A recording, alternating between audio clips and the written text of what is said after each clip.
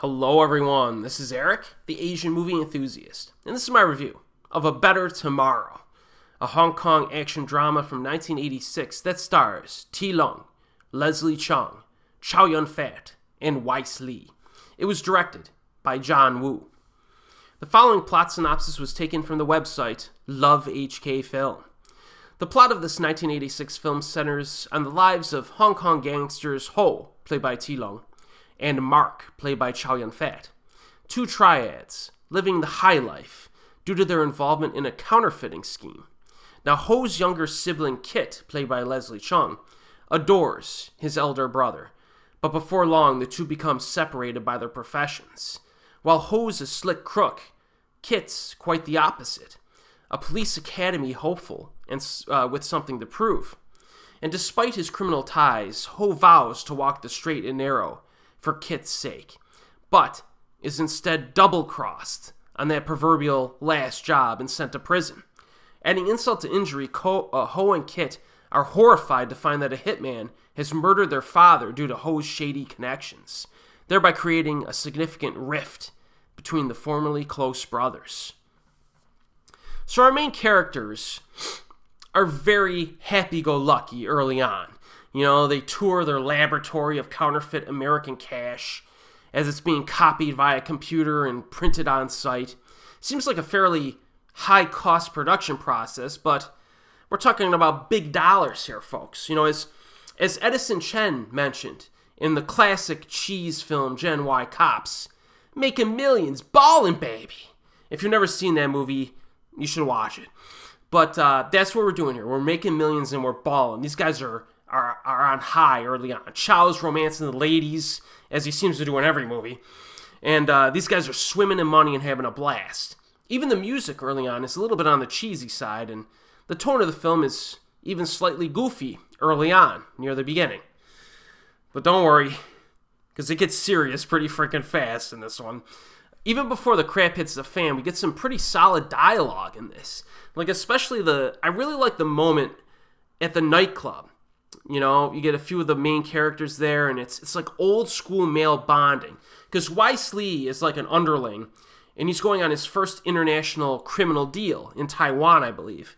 And Chow is warning him. Like, listen, getting experience in this line of work is no freaking joke. You're going to have to go through some crap. You're going to have to see some bad stuff. You know, and I like the moment, because I think a lot of us in real life have had certain moments like that where we've had a mentor come to us and be like, hey, listen, you're a nice guy. You don't know anything. You know what I mean? And it's true when you're starting out anything, right? So I kind of like that. I really like that scene. It kind of has a lot of real-world truth to it. Now, after things go bad, and things do go bad, the middle act of the film is quite somber in tone. You know, as our main characters are basically down and out. They're working jobs that are undesirable and or low paid, and they've lost all respect from their family and acquaintances. And, you know, as the plot synopsis suggests, there is significant friction that develops between some of the brothers.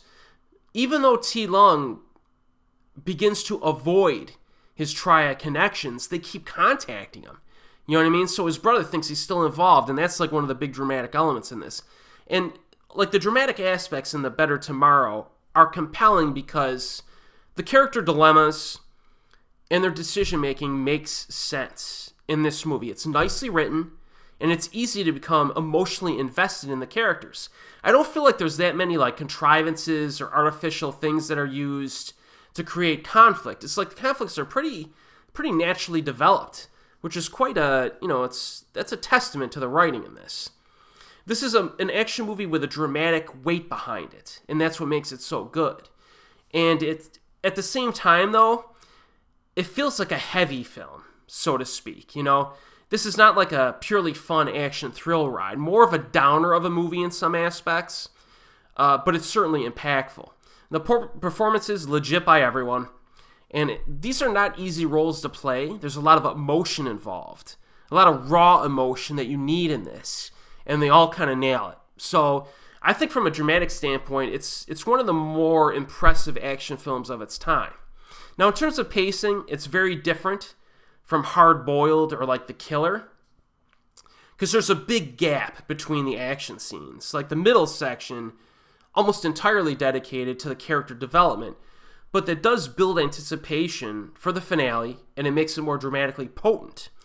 But still, even though the action might be of a lower quantity, it's still good quality. And the highlight of the opening half hour is a violent fist fight to the death inside of an apartment involving multiple people. There's a shootout involving Chow, and then of the few primary shootouts we have, the last one at the boat dock is very good. And again, it's accentuated by the drama. So, I mean, what is there to say about this film? If you're at all interested in Hong Kong cinema, you have to watch this. It's a classic, you know.